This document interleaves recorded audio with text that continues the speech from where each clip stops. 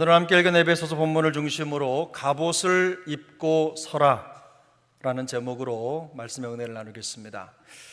갑옷을 입고 서라 라는 제목에서 느낄 수 있듯이 에베소 성도들에게 전하는 이 마지막 유언과 같은 메시지를 전하는 사도 바울의 심정이 매우 비장합니다. 사실 에베소 교회 성도들의 신앙 경력은 지금 우리의 신앙 경력에 비교하면 초라하기 짝이 없습니다. 예수 믿는 것으로 보면 대략 20년은 기본이고 그것보다 훨씬 더 많은 성도님들도 참 많습니다. 30년, 40년도 참 많죠. 물론 신앙생활을 시작한 지 10년도 채 되지 않은 분들도 있습니다. 그것보다 훨씬 더 짧은 분도 있습니다. 그러나 평균적으로 볼 때 신앙의 연륜을 따지자면 에베소 교회 성도들에 비교할 바가 아닙니다. 바울이 에베소서를 기록할 무렵에 에베소 교회는 개척한 지 이제 10년이 되지 않은, 불과 10년밖에 되지 않은 신생교회였습니다. 그것을 감안하면 성도들의 신앙 연륜이 어느 정도인지 대략 짐작을 할 수가 있습니다. 더구나 에베소는 다양한 인종과 문화 또 이런저런 상황들이 얽히고 설켜서 문화적으로나 종교적으로나 인종적으로나 복잡한 이해관계가 얽혀있던 도시였습니다. 교회 밖에 갈 곳이 없는 도시가 아닙니다. 교회 밖에 갈 곳이 없어. 그래서 교회를 가야 돼. 이런 도시가 아니란 말씀입니다. 문을 열고 밖으로 나가기만 하면 현란한 세상 문화 유혹 또 공격이 끊이지 않는 도시가 에베소였습니다. 이런 상황 속에서 그리스도인으로 살아간다는 것은 결코 쉬운 일이 아닙니다. 그렇게 오래전 일도 아니지만 제가 어릴 때에는 동네에서 가장 큰 건물이 교회였습니다. 대부분 가장 높은 자리에 교회가 위치합니다. 멀리서 봐도 교회 십자가가 보였고 많은 시간을 교회에서 지냈습니다. 교회에 가면 항상 바깥에서는 경험할 수 없는 일들이 벌어졌습니다. 밖에서는 경험할 수 없는 일들이 교회 안에 있었고 그것을 즐길 수 있었습니다. 그래서 친구들을 교회에서 만났습니다. 많은 시간을 교회에서 보낸 거죠. 문학의 밤, 연극제, 찬양제 이런 많은 행사들이 교회 안에서 진행이 되었고 많은 청년과 청소년들이 그런 교회 문화를 즐겼습니다. 세상에는 없던 유치원이 교회에 먼저 있었습니다. 그래서 교회는 항상 저희의 놀이터였고 삶의 터전이었습니다. 하지만 요즘은 상황이 완전히 달라졌습니다. 교회 밖 세상에서는 다양하고 현란한 것들이 끊임없이 펼쳐지고 사람들의 마음은 교회가 아니라 그곳을 향하고 있는 것이 현실이죠. 세상을 따라 흘러가는 세대의 마음을 교회로 돌리기 위해서 뭐라도 해야 될 판입니다. 세상을 흉내내서는 안 되지만 그들이 뭔가 관심 가질 수 있는 것들, 그들에게 필요한 것들을 생각하고 고민해야 할 때가 된 것입니다. 이미 지났죠. 에베소 교회 성도들이 처한 상황이나 지금 우리가 처한 상황이 별로 다를 게 없습니다. 바울은 지금까지 하나님께서 예수 그리스도를 통해 이루신 복음의 비밀을 자세하게 설명을 했습니다. 과거의 허물과 죄로 죽었던 우리가 그리스도를 통해 부활의 생명을 누리며 살 수 있게 되었다는 사실을 선언했습니다. 성도로서 부르심에 합당한 삶을 살아야 한다는 것, 그리고 그리스도를 본받는 삶을 살아야 한다는 것에 대해서 역설했습니다. 성령 충만의 능력이 성도의 가정과 삶의 일상의 모든 현장에서도 분명하게 드러나야 한다는 점도 강조했습니다. 그러나 마지막 메시지를 전하는 바울이 이토록 비장한 이유는 혼탁한 세상 속에서 온전한 성도로 살아간다는 것이 말처럼 쉽지 않기 때문입니다. 간단한 문제가 아닙니다. 바울이 볼 때 성도에게 세상은 영적인 싸움터입니다. 그리스도인의 삶은 그리스도 안에서 평강과 기쁨을 누리는 삶이 되어야 하지만 동시에 치열한 영적 싸움, 치열한 싸움의 삶을 사는 것이기 때문입니다. 혈과 육을 상대하는 것이 아닙니다. 마귀와 그 관계를 대적하는 영적 싸움, 영적 전쟁터가 바로 우리가 살아가는 삶의 현장입니다. 바울은 지금 이런 치열한 삶을 살아야만 하는 성도들에게 이 싸움을 이기기 위한 싸움의 기술을 가르쳐주고 있는 것입니다. 그런 성도들에게 하나님의 전신갑주를 취하라고 격려합니다. 쉽게 말해서 갑옷을 입고 단단하게 무장하라는 뜻입니다. 왜냐하면 악한 세상에서 펼쳐지는 무수한 마귀의 관계를 대적하고 마지막까지 쓰러지지 않기 위해서입니다. 특별히 본문을 보면 서서라는 말이 여러 번 반복이 되는데요, 이기는 건 둘째치고 쓰러져 넘어지지 않기 위해서, 자리를 지키기 위해서 하나님의 전신갑주를 취하라고 말하고 있습니다. 성도가 싸워야 할 영적 싸움은 잠깐 있고 마는 한나절 운동 경기가 아닙니다. 이 전쟁은 아주 긴 싸움이 될 것입니다. 사느냐 죽느냐의 싸움이 될 것입니다.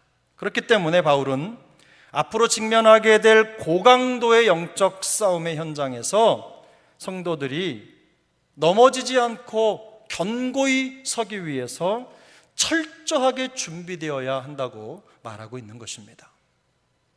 바울은 성도들에게 영적 무장에 필요한 하나님의 전신갑주의 요소를 6가지로 나누어서 설명합니다. 바울이 제시하는 6가지는 진리, 의, 복음, 믿음, 그리고 구원, 마지막으로 말씀입니다. 하나님의 말씀. 이들 중 5가지는 방어용 무기고 성령의 검으로 표현되는 하나님의 말씀만 유일하게 공격용 무기입니다. 전신갑주의 첫 번째 요소는 진리입니다. 진리. 본문 14절이죠. 그런즉 서서 진리로 너희 허리띠를 띠고. 우리 함께 읽겠습니다. 그런즉 서서 진리로 너희 허리띠를 띠고 의의 호심경을 붙이고. 진리로 너희 허리띠를 띠고. 진리로 허리를 동이라, 이런 말이죠. 우리 몸의 중심이 허리입니다. 모든 균형을 잡는 곳이 바로 허리죠. 몸의 중심을 잡고 있는 것과 마찬가지로 말씀의 진리를 삶의 중심에 두어야 한다는 말입니다. 진리를 가장 먼저 제시하는 이유는 말씀의 진리가 삶의 규범과 기준이 되도록 해야 하기 때문입니다. 성도는 혈과 육이 아니라 마귀와 악의 영들과 치열한 영적 전쟁을 치르게 될 것입니다. 이때 하나님의 진리를 가까이 두고 성경이 옳다고 말씀하는 것들을 삶의 기준으로 삼고 충실히 따르는 것만큼 중요한 것은 없습니다. 우리가 마음에 진리를 두고 그것을 기준으로 삼는다는 것은 마음에 진리에 부합하는 뜻을 둔다는 것입니다. 뜻을 세운다는 거죠. 뜻을 세우고 이제 진격하는 겁니다. 참으로 중요한 것이죠. 영적 전쟁은 말씀의 진리를 마음속에 확고히 세우느냐, 그렇지 못하느냐에서 시작되는 것입니다. 신앙의 진리에 익숙하지도 않고 마음속에 진리를 가지고 있지도 않다면 마귀의 관계를 분별하기는커녕 능히 당해낼 수도 없고 대적할 수도 없는 것은 당연합니다. 여러분은 어떠십니까? 여러분은 말씀의 진리를 확실히 알고 계십니까? 성경 속에 감춰진 진리를 찾고 더 깊이 이해하기 위해서 날마다 매 순간마다 최선의 노력을 하고 계십니까? 어떤 그리스도인이 예수님을 믿다가 천국에 갔습니다. 그곳에서 성경 속에 등장하는 수많은 믿음의 사람들을 만났습니다. 아브라함, 이삭, 야곱, 요셉은 말할 것도 없이 모세도 만났습니다. 여호수아도 만났습니다. 그뿐만이 아닙니다. 성경의 많은 책들을 기록한 선지자들도 만났습니다. 이사야, 예레미야, 에스겔, 다니엘 할 것 없이 줄줄이 만났어요. 그런데 저 멀리서 에스겔이 다가와서 반갑게 인사를 건넵니다. 그리고는 그 사람에게 이렇게 물었습니다. 아이고, 환영합니다. 제가 쓴 책을 읽으셨나요? 제가 쓴 책을 읽으면서 마음이 어떠셨습니까? 그런데 그 그리스도인의 대답이 걸작입니다. 글쎄요, 성경을 여러 번 읽으려고 했는데 노력했지만 에스겔을 넘어선 적이 없어서. 근데 에스겔이 누구죠? 이렇게 물었습니다. 근데 그 광경을 지켜보던 한 사람이 다가옵니다. 요나입니다. 요나가 찾아와서 인사하면서 이렇게 묻습니다. 그러면 제가 쓴 책은 읽으셨나요?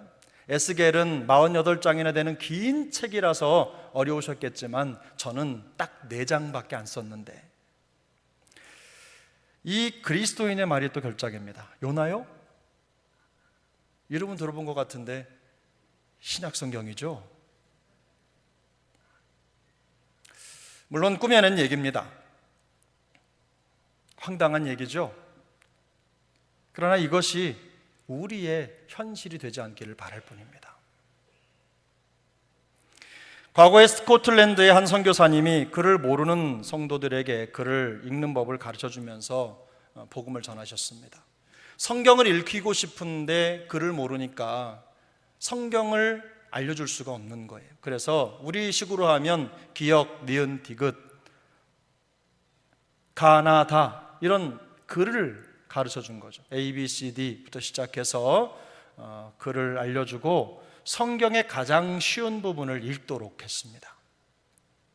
여러 시간을 함께 하면서 글을 가르쳐 주는데 이 노인이 마음의 열정을 가지고 있는 거예요. 그 열정을 보면서 선교사님은 흐뭇해서 이제 글을 더 열심히 가르쳐 주셨어요.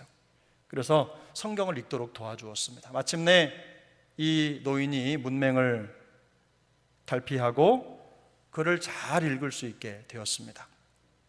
그러던 중에 이 선교사님이 사역지를 옮기게 돼서 떠났습니다.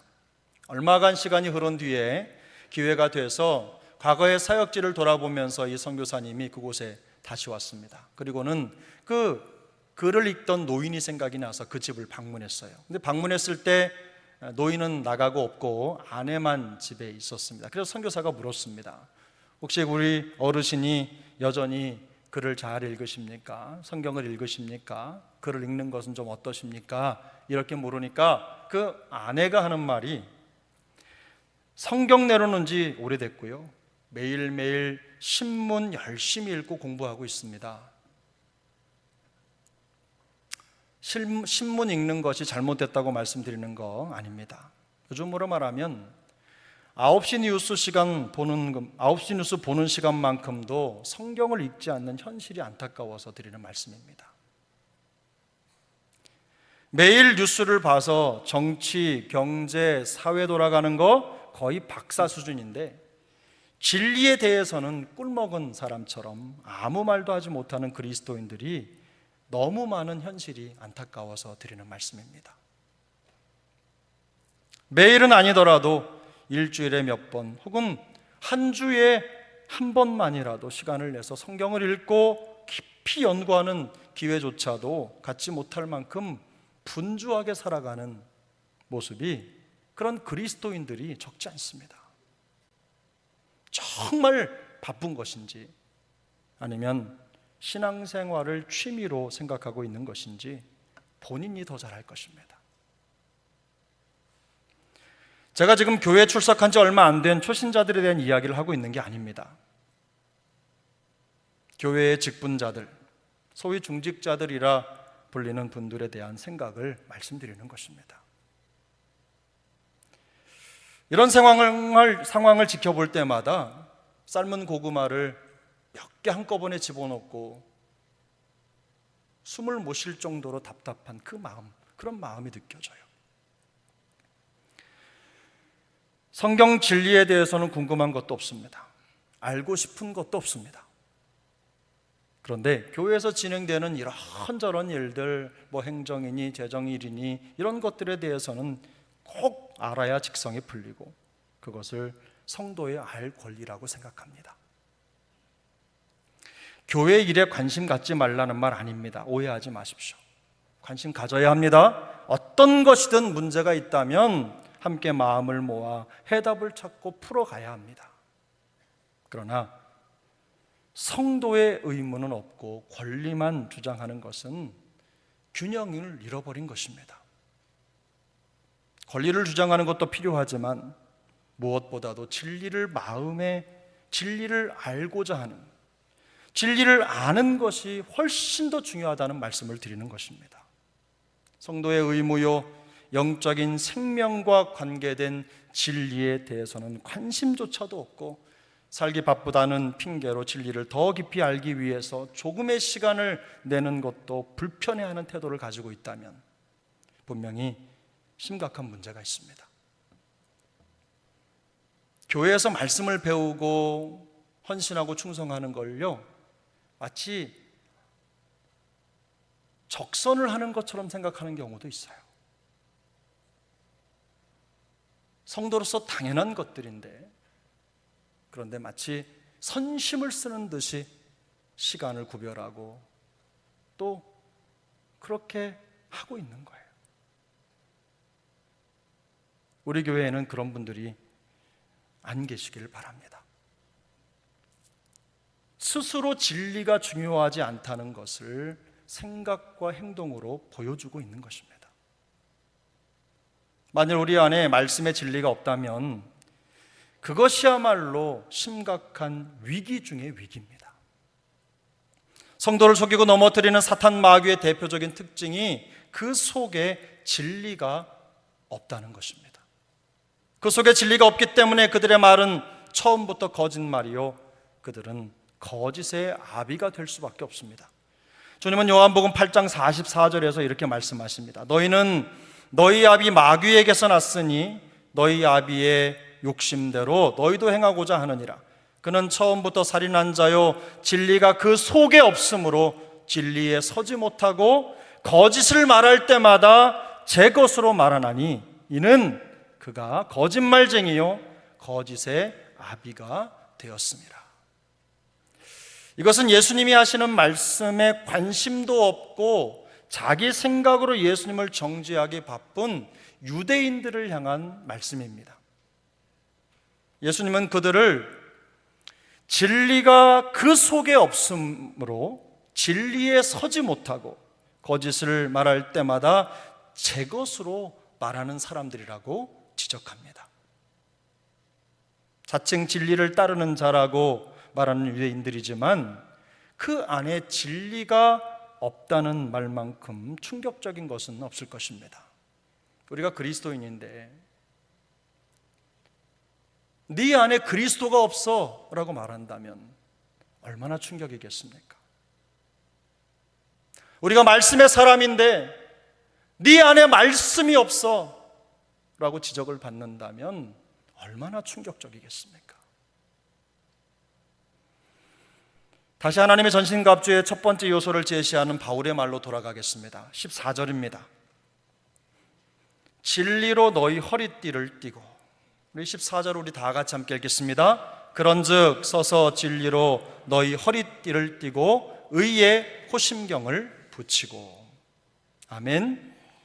바울은 치열한 영적 싸움을 준비해야 하는 성도들에게 가장 먼저 진리로 너희 허리띠를 띠라고 말합니다. 진리가 마음 중심의 기준이 되게 하라는 말입니다. 진리가 삶의 규범이 되게 해서 생각과 행동이 진리를 따라 변화되고 늘 새롭게 되게 해야 한다는 말을 하고 있는 것입니다. 그가 이토록 진리를 강조하는 이유는 하나님의 진리, 말씀의 진리가 마음에 확실하게 심어지지 않은 채로 전쟁터에 달려가는 것처럼 위험천만한 일은 없기 때문입니다. 자진해서 마귀의 입속으로 달려 들어가는 것이나 다름이 없습니다. 요한 2서 1장 4절인데요. 너희 자녀들 중에 우리가 아버지께 받은 계명대로 진리를 행하는 자를 내가 보니 심히 기쁘도다. 아멘. 함께 읽겠습니다. 요한 2서 1장 4절입니다. 너희 자녀들 중에 우리가 아버지께 받은 계명대로 진리를 행하는 자를 내가 보니 심히 기쁘도다. 아멘. 사랑하는 영가족 여러분, 하나님이 기뻐하시는 자 되기를 원하십니까? 하나님이 기뻐하시는 자로 살기를 원하십니까? 자, 그렇다면 하나님은 어떤 사람을 기뻐하십니까? 하나님은 받은 계명대로 진리를 행하는 자를 기뻐하십니다. 그런데요, 진리를 행하는 자라고 하는 말을 가만히 생각해 보면 전제가 있습니다. 진리를 행한다는 것은 진리를 알고 있다는 것을 전제하는 말입니다. 진리를 알지도 못하는 사람이 진리를 행할 수는 없습니다. 그러므로 진리를 알지 못하는 사람이 하나님이 기뻐하시는 삶을 사는 것은 불가능합니다. 진리를 아는 사람이 하나님이 기뻐하시는 삶을 살 수 있습니다. 진리를 모르면 하나님이 기뻐하시는 삶을 살 수도 없습니다. 하나님의 진리를 늘 가까이에 두고 묵상하면서 진리이신 예수님을 삶의 중심에 모시고 살기 위해서 힘쓰고 노력하는 것을 보실 때 하나님은 기뻐하십니다. 완벽한 삶을 살라고 말씀드리는 게 결코 아닙니다. 우리가 하나님의 말씀을 가지고 그 말씀을 지키며 행하며 살기 위해서 노력할 때, 하나님의 진리를 깨닫기 위해서 마음을 쏟을 때, 그리고 그것을 깨달은 것을 살아내려고 노력할 때, 그런 모습을 보시고 하나님이 기뻐하신다는 거예요. 일찌감치 성경 공부 접은 분들이 계시면 다시 성경 읽기 시작할 수 있기를 바랍니다. 성경 공부 시작하시기 바랍니다. 신문이나 잡지 또는 뉴스를 보는 일에 많은 시간을 쓰고 계시다면 설교를 찾아 듣고 또 말씀 양육을 받는 것에 이전보다 훨씬 더 많은 관심을 가지시기를 바랍니다. 매일 방송되는 뉴스 시간, 드라마 시간 꼬박꼬박 지키는 것처럼 매일 성경 읽고 묵상하는 시간을 귀중히 여기고 힘써 지키시기를 예수님의 이름으로 축복합니다. 옛날에 신문 뒤편에 보면 텔레비전 시간별로 순서 방송 시간 다 기록되어 있는데 어떻게 외우는지 그건 정말 잘 외워요. 몇 시 몇 분에 몇 시 몇 분에 다. 그런데 성경에 있는 내용은 기억조차도 하지 못하는, 성경 순서도 기억하지 못하는 그런 신앙생활을 하고 있다면 여러분 돌아서야 됩니다. 제자학교 교사나 성경을 가르쳐야 할 봉사를 하고 있다면 더욱 진리로 허리를 동이는 일에 열심을 낼 수 있길 바랍니다. 제가 며칠 전에, 한 3일 전에 영상을 하나 찾아봤습니다. 어떤 영상이냐면 제자학교, 그러니까 우리식으로 제자학교고 주일학교 교육을 어떻게 살릴 것인가, 그 영상이었는데요. 거기에 핵심은 이겁니다. 제자학교 어린이들이 예배를 드릴 때 선생님들은 예배 안 드린다는 거예요. 예배가 그렇게 중요하다고 하는데 예배 시간에 선생님들은 다른 거 하고 있다는 거예요. 더 중요한 거예요. 말씀이 그렇게 중요한데 선생님들이 말씀 연구하지 않는다는 거예요. 아이들에게 말씀을 가르치고 일주일 동안 말씀 붙잡고 치열하게 살았던 삶을 나누고, 그렇게 살면서 하나님 앞에서 받은 은혜를 나누고 생각을 나누고 지혜를 나눠야 될 그 자리가 그저 가로치고 답 달고 끝난다는 거예요. 그러니 아이들에게 변화가 일어나겠느냐? 교육이 바뀌어야 된다. 김효순 목사님이 쓴 책처럼 삶으로 가르치는 것만 남는다, 이런 말처럼 우리가 하나님의 말씀에 열심을 내고 마음을 쏟아야 소망이 있습니다. 세상에서 일어나는 사건, 사고, 다른 사람들의 인생 이야기, 이런 거 저런 거 그저 말하고 또 간섭하는 거, 이런 거에는 선수인데, 성경 속에 나타나는 믿음 사건, 성경 인물들에 관한 이야기는 관심조차도 두지 않는, 그렇게 살면서 말씀 중심, 진리 중심, 은혜 중심, 이런 거 외치는 황당한 신앙생활 하지 않기를 바랍니다. 성도는 다른 건 몰라도 진리에 대해서 애매모호하면 안 됩니다. 마귀의 가장 효과적인 관계가 바로 상황을 모호하게 만드는 겁니다. 하나님이 가르쳐 주신 진리를 희미하게 만들어 버리는 거예요. 그 대표적인 예가 창세기 3장에 등장하는 하와를 꼬신, 넘어뜨린 유혹한 뱀의 논리입니다. 하나님은 선악을 알게 하는 나무의 열매를 먹으면 뭐라고 말씀하셨죠? 반드시 죽으리라, 이렇게 말씀하셨어요. 그런데요, 하와는 그 말씀을 느슨하게 받아들인 거예요. 그래서 하와는 어떻게 말합니까? 죽을까 하노라, 이렇게 말했어요. 진리를 타이트하게, 견고하게 받아들인 게 아니에요. 엄중하게 받아들인 게 아니라 그냥 느슨하게 받아들인 겁니다. 결국 뱀은 진리에 대해서 느슨해진 하와의 마음을 공격했습니다. 그리고 성공했습니다. 하와를 무너뜨린 거예요. 하나님과의 관계를 무너뜨린 겁니다. 성도와 교회는 다른 것 때문에 망하는 것이 아닙니다. 진리에 대해서 느슨하면 망합니다. 호세아 4장 6절을 우리 한번 같이 읽겠습니다. 호세아 4장 6절입니다. 함께 읽습니다. 내 백성이 지식이 없으므로 망하는도다. 내가 지식을 버렸으니 나도 너를 버려 내 제사장이 되지 못하게 할 것이요, 내가 내 하나님의 율법도 잊었으니 나도 내 자녀들을 잊어버리리라. 오늘 본문에는 지식이라고 나오지만요, 이 지식이 뭐냐면 바로 하나님을 아는 지식입니다. 조금만 이 본문에서 앞서 올라가면 앞쪽에 하나님을 아는 지식이라는 게 명확하게 나타나 있어요.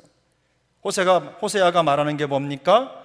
하나님을 아는 지식을 추구하지 않는 백성은 결국 망하게 된다는 것을 경고하고 있는 것입니다.